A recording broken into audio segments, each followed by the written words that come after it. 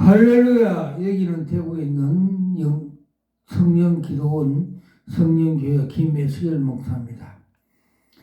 오늘의 영성훈련 5번째로 성도들의 교제는 공동단계 과정이다. 즉 성도들의 공동으로 전혀 기도 속에 영광의 성령이 임재함으로 빛의 사도가 된다는 제목으로 피차 은혜를 나누고자 합니다. 영성훈련을 개인적인 차원에 국한시키는 사람들이 있습니다. 그들은 내가 하나님 앞에서 훈련을 영성훈련이라고 생각합니다. 그들은 조용한 곳에서 하나님과 나만의 시간을 가지는 철학기도, 새벽기도, 산기도, 금식기도와 묵상기도 등 관상훈련 등으로 하나님과 나의 내면적이요 개인적인 것으로 영성훈련을 구하는 때가 많습니다. 우리 중에 많은 그리스도인들은 영성훈련을 이와 같이 생각하여 영성훈련은 또 하나의 개인주의적, 신비주의적, 신앙의 경향을 전하는 운동이라고 비난합니다.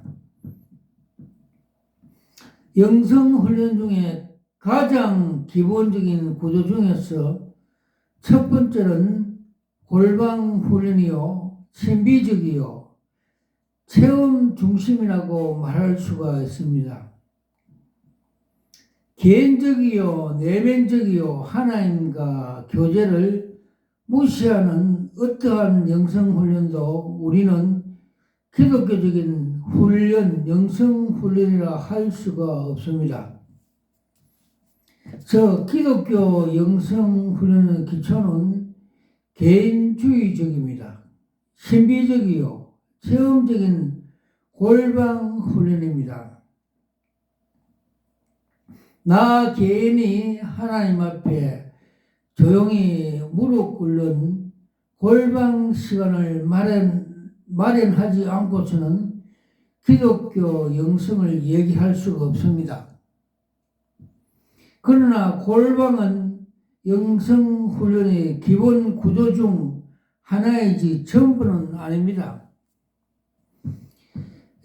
기독교 영성이 개인적인, 대인적인, 관계적인, 사회적인 차원을 가지고 있으며 하나님과 구원도 이 세 가지 차원을 포함하는 전인적인 구원을 의미하듯이 기독교 영성훈련도 개인적이요, 내면적인 골방훈련과 대인관계의 훈련, 공동체 속에서 훈련하는 공동훈련, 그리고 사회적 참여와 봉사훈련이 포함하고 있어야 합니다.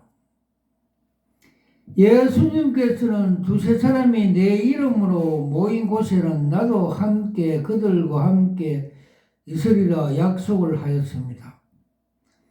이 약속은 두세 사람이 주 예수 이름으로 모인 곳에 우리 주님이 자동적으로 현존하겠다는 뜻입니다. 그러므로 교회는 건물이 아니고 성도들의 모임 그 자체입니다. 주님께서 한국교회 그 부패와 타락상을 보여주셨습니다. 저는 목사 안수받을 때 제가 무릎 꿇고 두 손으로 주님이 주시는 계시 은사를 받았습니다. 계시록 2장 17절에 나오죠. 그래서 제가 두 손으로 계시 은사를 받으면서 내 영이 이거 여러 수억짜리입니다 하면서 감탄하면서 받았습니다. 그래서 저는 저 은사가 계시 사역하고 있습니다. 그래서 주님께서 이 시대에, 이 마지막 시대에 한국교회 타락상과 부패상을 많이 보여주셨습니다. 즉, 어느 서울의 여의도에 있는 큰 대형교회는 주님께서 주식회사라고 말씀해 주셨습니다. 그 주식회사 그 정문 입구에 나무들과 꽃들이 상징적으로 비닐로 덮어갖고 그 속에 꽃들과 나무들이 다 죽어가는 걸 보여주셨습니다. 즉 말해서 하늘의 생명수, 생명의 말씀은 먹이지 않고 이 땅에 있는 말씀, 육신의 정욕, 안목의 정욕의 양식만 먹이갖고 그 성도들이 영이 죽어간다는 걸 보여주셨고, 또 서울에 있는 그 서초동에 있는 바벨탑 교회는 음란과 사치와 호화스러운 그 교회에 뱀들이 우글거린다는 것을 보여주셨습니다. 또 그 맹일동에 있는 어느 대형교회는 WCC와 세속과 세습에 젖어 있는 교회를 상징적으로 보여줬습니다. 큰 저수시에 생수의 물이 말라가고 있고, 또 그 저수지를 명칭 간판이 삭제되어 있고, 즉 말해서 WCC 종교다원주의를 주장하고 받아들이기 때문에 교회가 아니다.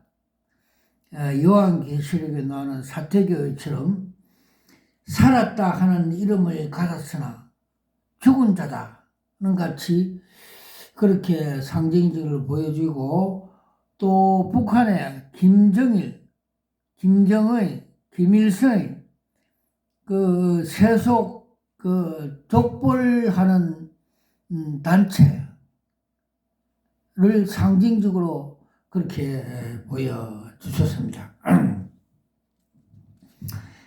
우리 한국교회 대형교회 중에 제일 큰 교회 여의도 순복음교회 80만 하는 교회에 담임했던 조용기 목사가 몇 년 전에 소천할 때 주님께서 그 정체성을 계시로 보여주셨습니다.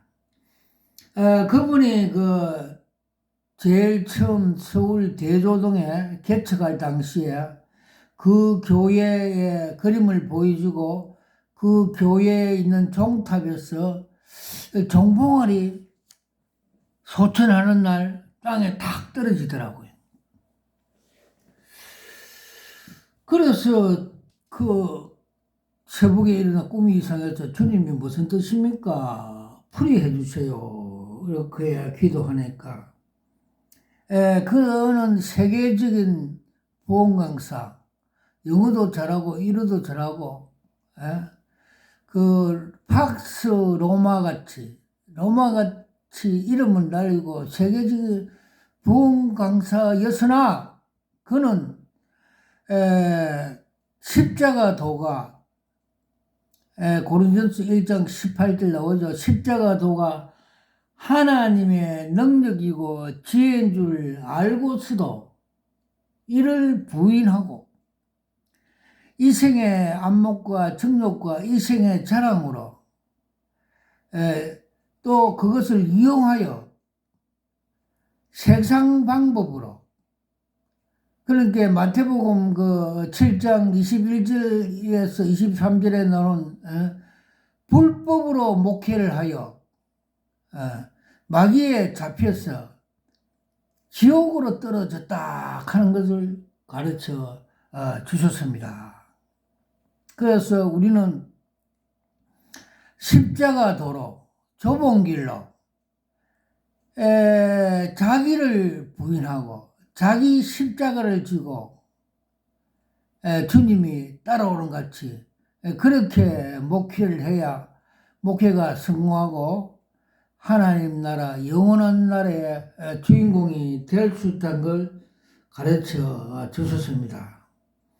저희 형님도 서울 장시대 나오고 마산 창원에서 큰 목회를 하다가 소천하는 날 스데반 집사같이 하늘에 올라가면서 웃으면서 올라가는 걸 보여주는데 세계적인 부흥 강사가 저렇게 지옥에 떨어진 걸 왜 그렇습니까? 그래서 제가 성경을 찾아보니까 예수님도 마태복음 4장에 사탄의 시험을 받는 걸 가르쳐 주시더라고요.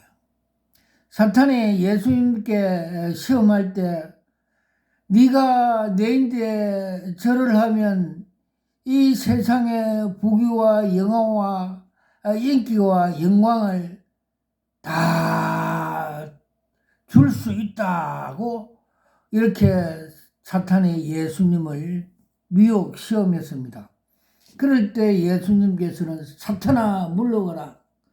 주 너희 하나님만 경배한다고 사탄의 시험을 이겼습니다.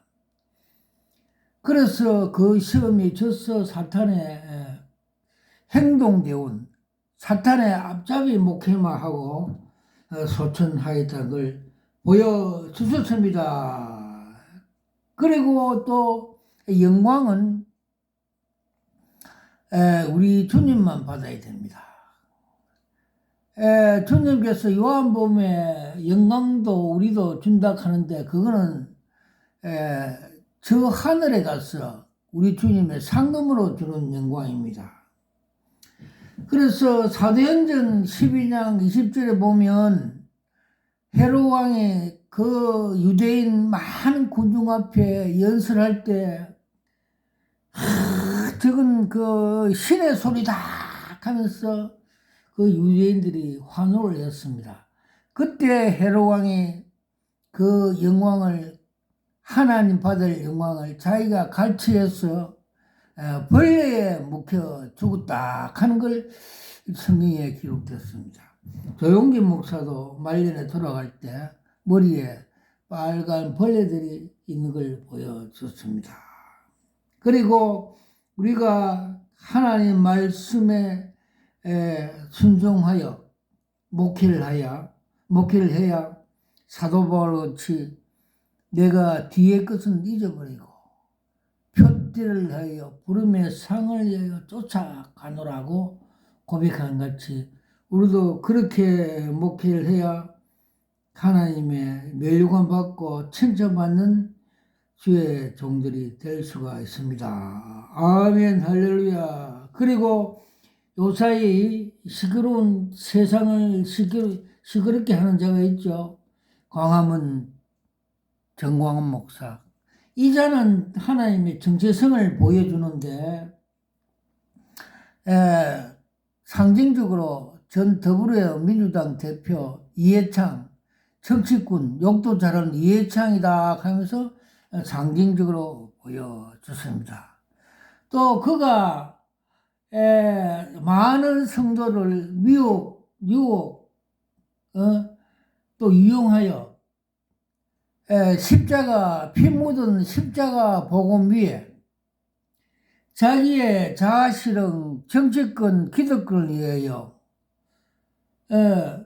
애국이란 명목을 그 복음 위에 올려놓고 우상화하는 자아실현하는 자라고 주님께서 열성대원 가룟유다 같은 그런 자라고 상징적으로 보여주셨습니다. 또 그들을 따르는 많은 그 성도들이 절벽 끝에 있는 걸 보여주셨습니다. 절벽 끝에 있다는 말이 무슨 말이냐면 가짜 복음, 생명 없는 말씀을 먹어 지옥에 떨어질 것이다 하는 걸 가르쳐 주고 있습니다. 주님은 소경을 인도하면 둘 다 지옥에 빠진다 하는 걸 보여주셨습니다. 그리고 그 대구의 달성에 있는 그 중소 그 교회에 대해서 정체성을 보여주셨는데, 하나는 그 교회 목사가 파란 잠바만 입고 그 공장 종업원 같이 땅의 일만 열심히 한다는 보여주셨습니다. 즉 말해서 자아실은 자기 영광, 땅에 큰 대형교회를 만들어서 그 자기 이름 내고 그 하늘의 복음은 뒷전이고 그렇게 목회를 한다고 보여줬습니다. 그게 어디 나오면 빌립보 3장 17절에서 21절에 십자가 원수 행위를 한다. 하늘의 시민권을 가진 자들에게 하늘의 생명의 말씀, 구원의 말씀은 먹이지 않고 땅에 이생의 안목과 이생의 자랑, 그런데 중심으로 목회를 한다 하는 걸 주님께서 지적해 보여줬습니다. 또 하나는, 목사는 이 사람은 검찰청 검사같이 사람이 교만하고 돈과 명예를, 권위를 중요시 여기며 그 바레신 같이 높은 자리를 차지하고 또 성령을 무시하며 성령을 거부하는 목회를 하여 우울증과 조울증과 정신병으로 병원에 치료받고 있다는 걸 주님께서 보여주셨습니다. 그래서 우리는 하나님 영광을 위해서 생명 구원 목회를 해야 됩니다. 그래서 주님께서 나를 따라오는 자는 좁은 문, 좁은 길로 자기를 부인하고 자기 십자가를 지고 따라오라고 말씀해 주셨습니다. 할렐루야. 사도행전 1장의 제자들이 감난원이라는 산에서 내려와 저희 유하는 다락방에 올라가 여자들과 예수의 모친 마리아와 예수의 아우들과 더불어 마음을 같이하여 전혀 기도에 힘쓰는 장면을 우리에게 보여주고 있습니다. 사도행전 2장 12절에 또 2장에 저희가 다 같이 한 곳에 모였더니 라고 시작해 주셨습니다. 바로 이런 합심의 기도가 성령 충만의 배경이 되고 있습니다. 오순절은 성령 강림은 주 예수님의 말씀에 순종하여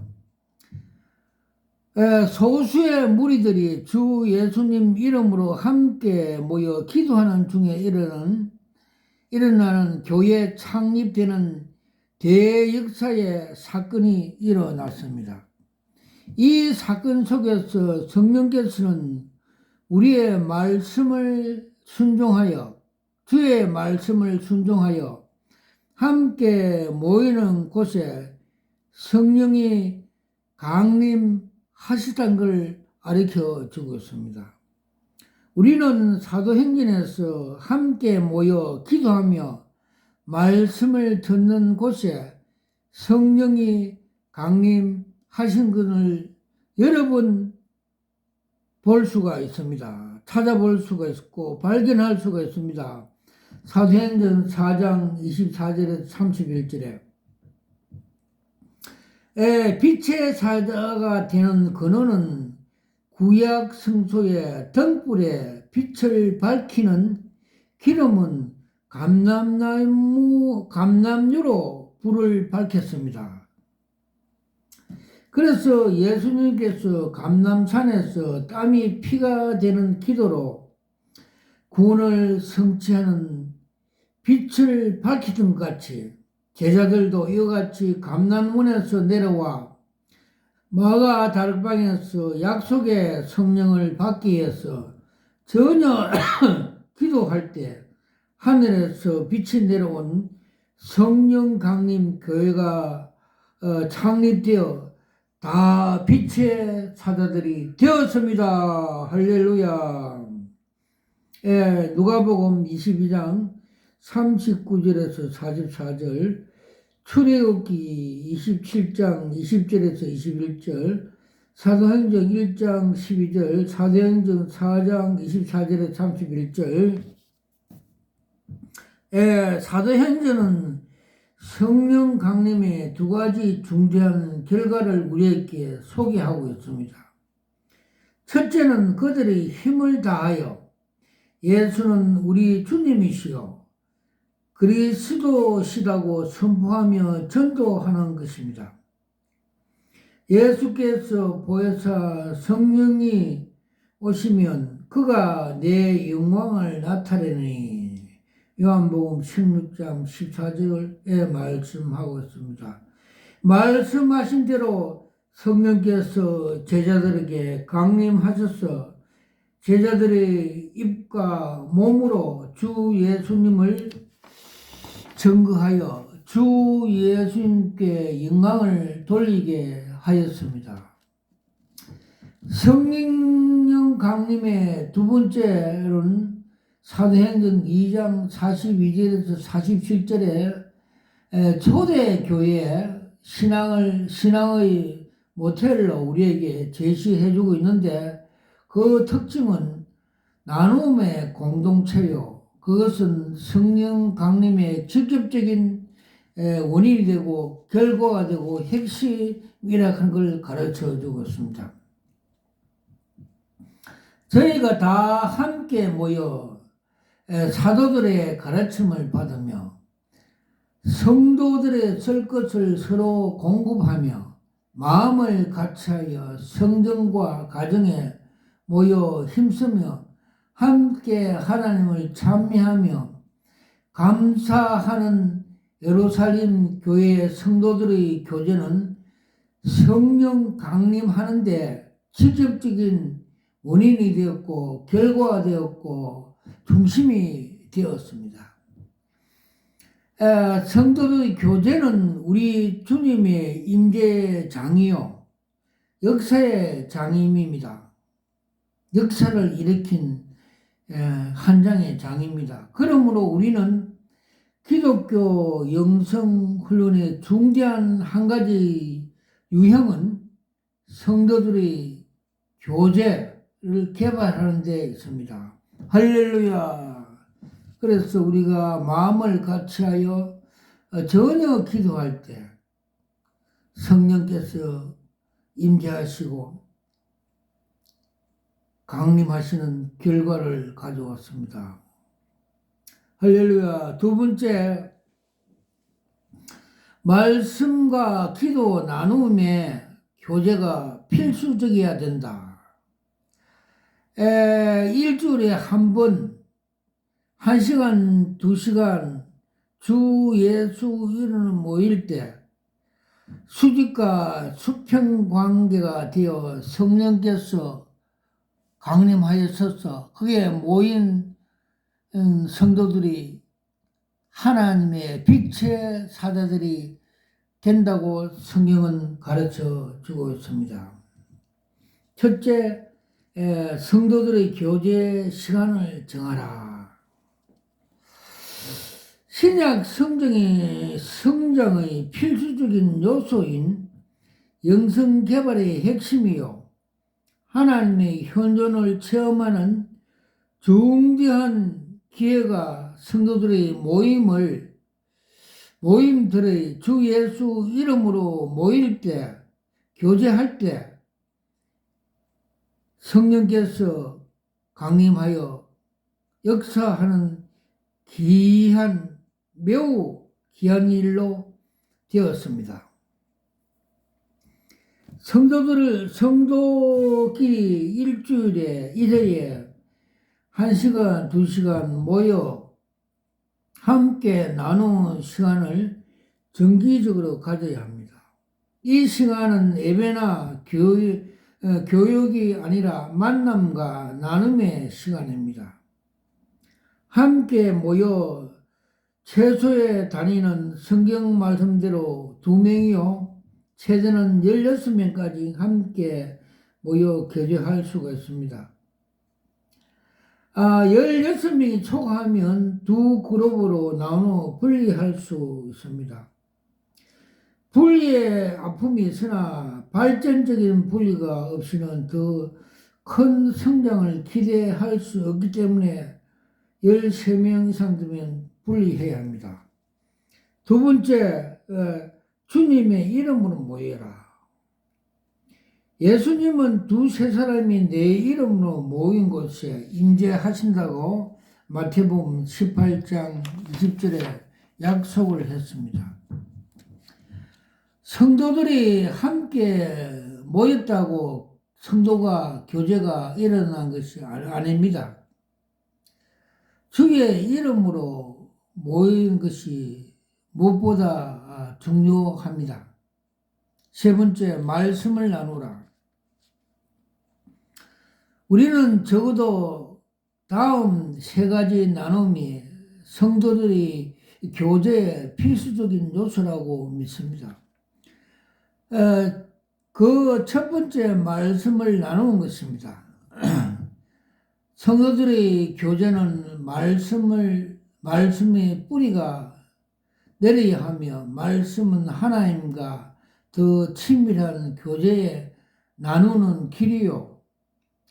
성도들의 교제의 목적과 방향과 의미와 가치를 결정해주며 새롭게 해주는 근거가 됩니다. 말씀을 나눈다 하면 한 주일 동안 골방 기도나 성경 공부, 집합 참석, 말씀 묵상, 성경 신앙 서적 등을 통하여 느끼고 깨달은 은혜를 함께 나누는 것입니다. 우리는 한 주일 동안 하나님의 말씀 가운데서 하나님의 말씀을 경고, 책망, 위로, 인도, 음성, 깨달음 등을 경험했습니다. 이것들 성도들의 함께 나누는 것이 말씀의 나눔의 첫 번째 은혜입니다. 두 번째로는 말씀 나눔은 한 주일 동안 구체적인 삶을 통해 경험한 은혜의 체험을 나누는 것을 포함하고 있습니다. 이 한 주일 동안 삶을 성찰하여 그 삶 속에 임재하는